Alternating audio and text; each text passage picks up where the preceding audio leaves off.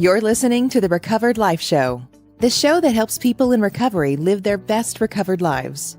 And here is your host, Damon Frank.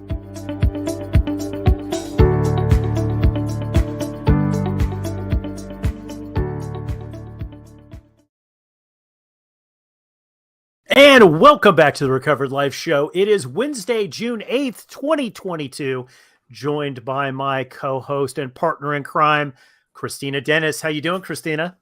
I'm doing good, Damon Frank. Happy Wednesday to you. Good morning. Happy Wednesday to you. Can you believe we're halfway through the week? We're already into June. I always feel like I'm some sort of narrator for a time traveler episode. Every time I start this out, I'm like, and here we are in the year 2022. I think that might be an being older type of thing, right? Where we comment on how fast the world is going. No offense, because I do it too. Kristina Dennis just called me old. Can you believe that? We. Okay, yeah. We get old together, like we recover together. We get old together. Hey, listen, I realized that, like, as I entered my 50s and I had friends that were in my 70s and 80s, and this is a great thing about recovery. If you stick around recovery, you're going to have younger friends, older friends, right? And I realized it was like some of these guys that I'm in recovery and in my old school group with, that meet every week, you know, they're in their 70s and early 80s. They're kicking my butt. Yes. With what they do in their life. And I'm thinking, you know what, man, I'm still very much of a youngin'. You are. We have plenty of time, right? That's the important part. It's that juxtaposition. Live like it's your last day, but you have plenty of time to get stuff done. Absolutely. Absolutely. Oh, well. Listen, we've got a great episode for you. We're going to be talking about getting trapped, getting stuck in your past. Right. And is it hurting your sobriety? So hold tight. But real quick, before we jump into this amazing episode with Kristina Dennis, I want to tell you guys about the Recovered Life community. Guys, if you are not, I always say guys and gals, if you are not part of the Recovered Life community, you are missing out. You can connect with like-minded people. We have got a new volley group that as soon as you become a member, did I mention it's for free? As soon as you become a member, we're going to send you an invite to our volley group where you can get free coaching from Kristina Dennis and myself, as well as connect with a bunch of like-minded people in your recovery and access exclusive content. And you can get that really easily by going to recoveredlife.us. That's recoveredlife.us. Kristina Dennis. Don't forget, it's fun. We got to tell everybody it's fun. A lot of fun too. It is. It is fun. It is fun. And guys, I do a thing every day, called The Daily Drink. And I get on and I give my recovery thought, and then people volley back little video recovery thoughts. And I know, Kristina, people are saying, I'm not going to do video or audio. You don't have to. You can just watch the volleys. If you want to volley, that's great. People get a lot out of volleying. If you don't, that's cool too. It absolutely, at your own pace, but you will know more people all over the world than you can imagine. So do it. Absolutely. Guys, we've got an amazing episode for you today. We're talking about being trapped in your past. Right. It could be hurting your sobriety. And I wanted to do this topic, Kristina, primarily because of the type of coaching I do. I deal with a lot of business executives, people that are also transitioning into a recovered life, and people get trapped. All kinds of people get trapped, not just business executives, but people especially, I think, that live a high performance life can sometimes get trapped, and it really hurts their recovery. Have you had experience with this with your clients? Oh, sure. And even in my own life, doing some of the work. And you and I, one of the things that makes us such a good team is we do approach recovery from different lenses. And so a lot of my work when I'm working specifically with codependency is learning about the past, but you don't want to get to a place where you're over-identifying. And that has happened to me several times where, I'll have something that I'm not happy about in today, and I will make an assumption that if something had happened differently in my past, I wouldn't be here. Absolutely. Absolutely. I want to talk about this topic because I find that this is crucial to being able to get unstuck. I do a room every week. It's on the podcast here called Unstuck. The whole focus of it is getting jammed up in recovery. And what I mean by that, Kristina, and you know this, like what happens is you'll be going along, everything will be going great, sunshine, flowers, roses, rainbows. Mhm. Then all of a sudden something will happen and you get this feeling of being stuck. Yep. And you Yep. can't move, you can't do anything. All of a sudden, all the flowers, sunshine, and roses go away. There are no more rainbows, and Right. you're just stuck, right? And you identify as someone who's stuck. And the being trapped in your past, that could actually lead to getting stuck in recovery. It does. It really does. And not having a plan to kind of uncover some of these belief systems can make you kind of go back and be frozen in that moment. You know, I work with a lot of trauma. I do believe the past does give us information, but when you go back without the idea that you're going to process it, you're going to feel it, you're going to move past it, and you've got a plan either with a coach or a therapist or a team, you know, it can really be dangerous, and we can be stuck in the trauma response that doesn't allow us to move forward. Absolutely. Yeah, absolutely. I think trauma is a huge one. And I think you have to separate that out. Like, Mm-hmm. you know, I was talking with somebody on Volley this week in their community, and we were having this conversation between, you know, character defects and trauma, right? Mm-hmm. Like reminiscing could be a character defect, right? Right. Which I don't like to use that word anymore, that phrase, because after the Stacey Danford episode where we talked about trauma and character defects, I look at this a little bit differently and try to approach it differently. But some of it's not trauma, some of it's a story that we've created. And I wanted to give some warning signs here of are you trapped in the past? Because a lot of people do not understand that they're actually trapped there and what they're trapped in. And here's a big warning sign that I see. Any current situation that you're going through is always seen through a past lens. Right. Right? Right. Yes. Yes. It's always what happened when they were in third grade has to do with the grocery store not having tomatoes. Right. Right. Or something maybe more serious. And it's not filling in the story, that perspective. You know, it was surprising to me. And I think it's surprising to a lot of people that sometimes we don't remember the past accurately. And every time we only have our perception unless we go seek for other information. I have a wonderful tool that I use with clients and we use called the fear inventory. And there are definitely statements and belief systems that are a direct result of something happening.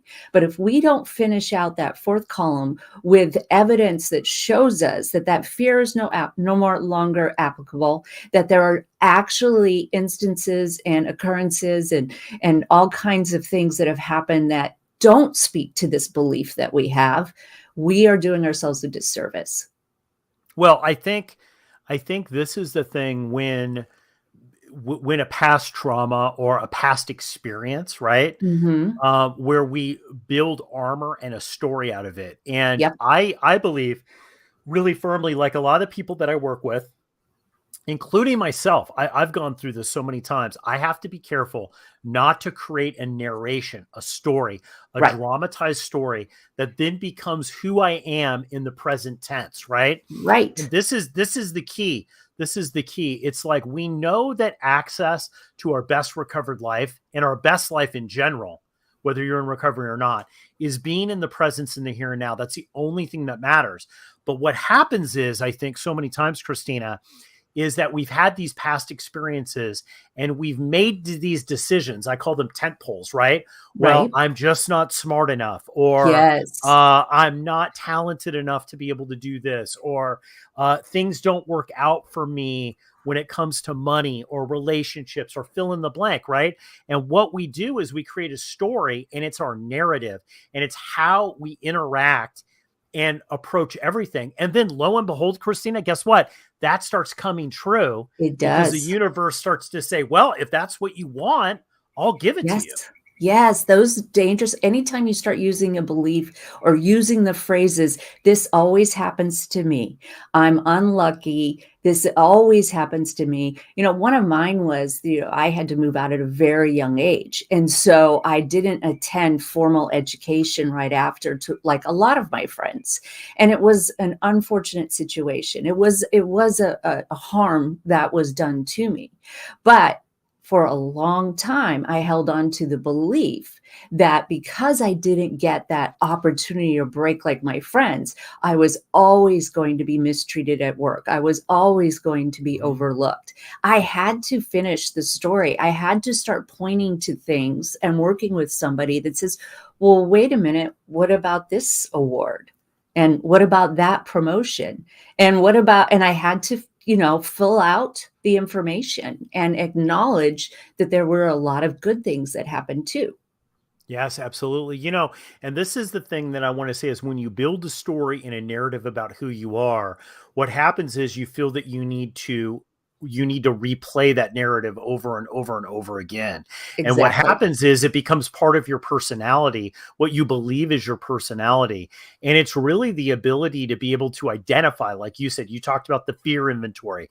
I think coaching is really good with this. One of the things that I didn't like personally, this is me personally, right? Speaking, that I didn't like about therapy is they would never tell you what was going on a lot of the times, right? Like with therapy, it was like you'd have to come to it yourself. And a lot of Right. times I was just like, do I have to go down this road? Can you just give me a warning sign? It's like, I remember one time in therapy, just telling the therapist is just tell me what's going on, Uh-huh. what I need to do, right? And Yes. what actions I need to take. She's like, it doesn't work like that, And No, I'm like, but coaching does work like that, it And does. one of the things is having great people in my life, great mentors and coaches and stuff. They would say, hey, you know what, Damon? You've created a story that you're like this. And I'll tell you a big one. I'll tell you a big one that I had. I share a lot of the times on Recovered Life Discussions that I'm super dyslexic. Mhm. And I barely made it out of high school. Like I'm that kid. Now I went on after I figured out what was going on with me and spent just a year learning how to deal with dyslexia. And then another 2 years at a junior college. I went on to go all the way through to graduate school. Right. But I had built a story all the way up until that time that am just not that smart. I don't have the ability to be able to do formal education. That was Right. not true. That was Yeah. not true. But I built such an existence around that that it really hurt me for a long period of time. Absolutely. You bought into the belief system that maybe wasn't yours to begin with, but then you doubled down on it, right? You said, "Oh, this really is what is happening." And then you look at every instance that could be just something that really doesn't say you're smart or not smart, and you see it through those eyes. And what we seek, we find. I love that you brought up the word personality because that comes from the word persona. And the Mhm. root of that word is actually a mask. Isn't that interesting? So It is. there's a lot of research about, genetic and nurture and all kinds of things, epigenetics, the genes that produce substance abuse disorder, all that. Nothing will overcome your life situation more than you filling Mm. out the story and working with somebody, giving yourself the time. That's why I love coaching, and I love coaching people, and I love to be coached because it has that compressed time frame, and it allows us to move forward and start adopting universal truths and start Absolutely. dismantling lies. Well, the absolute truth for me, I know one of the biggest breakthroughs that I've had in my whole recovery and just in personal transformation in general, one was that it wasn't transformation. It was more about letting go of what Mhm. I thought I believed. Nothing, it was much more of a shedding of Yes. beliefs that I had, less about getting something, more about letting go of something. That was a huge shift for me. But the Right. other shift was this idea that my narrative that I was telling myself about who I was not only incorrect, it was limiting, it had an agenda, and I was Yes. getting something out of it. these were the four things that, and the hardest part for me was, what was I getting out of it? And what I was getting out of it, Kristina, was the ability to be able to play small and be okay with it. Oh, ugh, that gets me because I totally understand. In fact, when you just listed it off, I thought, oh, that's the one. That's the one that we don't want to look at. But, before we continue this, I want to let everybody know and mention the recovery breakthrough coaching program that Damon and I have. It's a 6-week transformational coaching program. And if you are struggling with these old beliefs, if you're struggling staying sober, if you've been sober a long time and you just want to elevate your life and move on to the next big thing, this might be right for you. You can find it at recoveredlife.us. Damon and I are there right away. That's recoveredlife.us. Go check it out. Oh, thanks so much for mentioning that, Kristina. We were talking about transformation, and one of the things that we wove into Breakthrough was that so many people in recovery want to get to their next level, and that's really what this episode's about: is being trapped. Look, when you're stuck, you need a breakthrough. You need one, man. Like and people in recovery can't stay stuck. I'm telling you this. Stuck leads to relapse. It leads to acting out. It leads to unhappiness. Now, stuck with people that are not in recovery sucks too, but it doesn't have the same ramifications.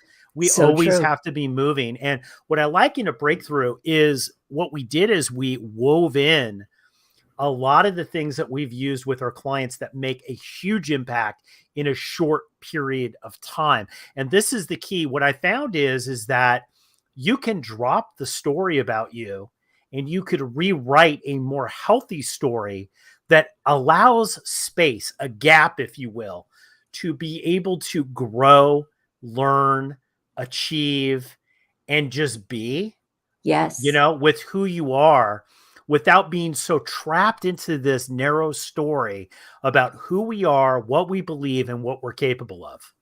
Yes. And, I will say this, sometimes I feel bad for people who aren't in recovery because nothing helped me expand more than my recovery program and working with people that gave me the information that I needed to know that I can make changes, and also gave me steps and tools that I could apply on a daily basis. I feel just like you do. Therapy is wonderful and it's great, but it can go on and on and on. And we really sometimes need that extra push. We need to be willing to look at what is the belief system that I'm perpetuating that is affecting today. Yes, that happened to me. Yes, I need to grieve it. Yes, I need to set boundaries so it doesn't happen again. But what else is holding me back? Yeah, love that. Love that. And, I think the thing is one of the reasons that that you're trapped in your past is you tell the same stories over and over again. Right. The same stories go over and over. And, and I heard this, I was in this group of people and this woman came out, she was starting to talk about a relationship that she had 30 years ago. Goodness. And the context of it was today. Living it out. It's like, we talk about resentments in recovery. Resentment is to relive it over again, right? Living this out. And you could tell that she had built this whole world about how she interacts in romantic relationships and in personal relationships around these 2 or 3 experiences that she had 30 years ago. And I remember saying, she asked me, I didn't really respond, I think the way that she wanted me to. And I asked her and I said, how long ago was that? And I said, she goes, 30 years. And I go, 30 years is a long time. Yes. I said, do you know that person now? No.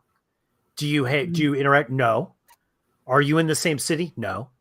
Right. And I'm like, and slowly this person started to say, this isn't even relevant to the here and now, to where I'm at today. Yes, I think past experience of me drinking tells me that I can't drink like my fellows. That's a fact with the capital F. We're not talking about facts, and we're not talking about, like you're talking about, trauma. And you deal with a lot of people who have trauma, Kristina. Look, the fact of the matter is a fact. You were traumatized. This happened. It's a fact. But it does not have to be your reality. Yes. That's the thing that I want to say. Oh, I love that you bring up fact too, because acceptance is also something that needs to happen. And we have to accept facts, and we have to accept even the trauma that we went through. And you do not, I mean, this is a life lesson that I had to learn, and I did it painfully. I do not have to like something to accept it. Really? Yeah, you Because I'm don't. still struggling with that. I Matter of don't fact, have. what have you struggled to accept in your life that you have liked? Come on. Oh, not much. Let's be honest. Not much for me either. I'm looking Uh-uh. back on it. Like No. nothing, actually. I don't think acceptance sucks. I'm just going to put this out there right now. Like I always said, you know what? Recovery would be amazing if we could ditch the whole powerlessness and unmanageability. And then I'm going to throw in the third, acceptance. Yes, it would be so much better. But So much better. but once we start practicing acceptance, and I do think it's a practice, we will rewire our brain, and Yeah. we will not take things to the personal level that hurts us, and I love that we had a show about this, because I come from a very caring, generous, kind position of, let's grieve it, let's feel it, and let's move on from it. But in some cases, we can do that to a fault, and we have to get up and start living the sober life that we have in front of us. Absolutely. Absolutely. Get up, take action. That's one of the things that, we're big at in recovery coaching, Kristina, because I know one of the things when I got into this, I'd already had decades of sobriety when I decided that, hey, you know what, I maybe want to start doing some coaching stuff. Sure. And, when having a business career, I know that like as an entrepreneur and a businessman, I know that if you don't take action, you're dead. You could have every great idea in the world, but if you can't execute, you're done. You're Right. done. It doesn't matter how smart you are if you can't execute. And this is what I find about dropping the story. It's so important to be able to drop the story, even if that means that you walk around without a story about you. Because I think Yes. when you first come into recovery, the fear is that like, okay, listen, I'm sober now. I used to be the guy who partied. I used to be the guy who secretly drank. I used to be the guy who did whatever that story was, right? Now I'm sober. Who am I? I have nothing now, right? And that is a feeling of loss that a lot of people go through. I think you have to kind of go through that a little bit if you really want to go to the next level. You do. And then we get to this place, and this is the term that I like to use, psychological flexibility, where we do not over-identify with any version of ourselves. And we realize that those are just moments in which we behaved a certain way, and we get to determine and see how the story moves forward. And the thing that is necessary is to have somebody help you with it. Yes. Yes. Oh, I love that. I like the term psychological flexibility. We're going to do an episode just on that. I'm going to write this down here. Do it. Because I think it's so good. I always say the 12 steps gets a lot of flack from people that it's not as effective as it was. And the litany of things that go on. But one of the things that I know for a fact that the 12-step process does is it puts you in a place of neutrality for the first time, that people can actually say, maybe it doesn't have to be this or that. Maybe I could just look at this without having this visceral emotional reaction that either I have to drink, use drugs, be codependent, act out. Maybe I could stay in a place of neutrality until something comes to me that's right. And I think that this is really the key, Kristina, is if you're unable to have the flexibility and the neutrality to be able to see that you've created this construct about you, you're doomed to fail. Right. And it's very difficult to do on your own. And the whole idea that we should just know how to do these things is also something that we need to be flexible around. There are many reasons, codependents are not born, they're made. There's some question about alcoholics, whether they're born or they're made. What we do know is that the treatment to both is the same, and it's that willingness to learn a new way. So if they are made, codependents and alcoholics. I'm wondering if they're the factory, the Mhm. codependent factory and the alcoholic factory are right across the street from each other. They've got to be. And I bet you they don't even have a safe crosswalk in between there. I'm sure they don't. That's part of the obstacle course. They share parts too, they share Exactly. parts. Well, look, I mean, I'm so glad that we were able to have this conversation, Kristina, because this is the real skinny of what's going on here, guys. Yes, it is. I'm telling you right now, like, if you really want to dive into, if you're sitting there and going, man, I'm kind of stuck in my recovery, these are the conversations that you have to have. You really have to have them. I found that after decades of recovery, Kristina, between you and I, we have over 50 years of recovery, continuous recovery. That's a long time. And one of the things that I've learned over this and the experience with talking with people like you is that a lot of the times we get stuck having the same conversations. Those same conversations, even in recovery, it's like the whole sober by the grace of God. Yes, I am, but there's also more to it than that. There's more of a discussion than that too, that I can have on top of that.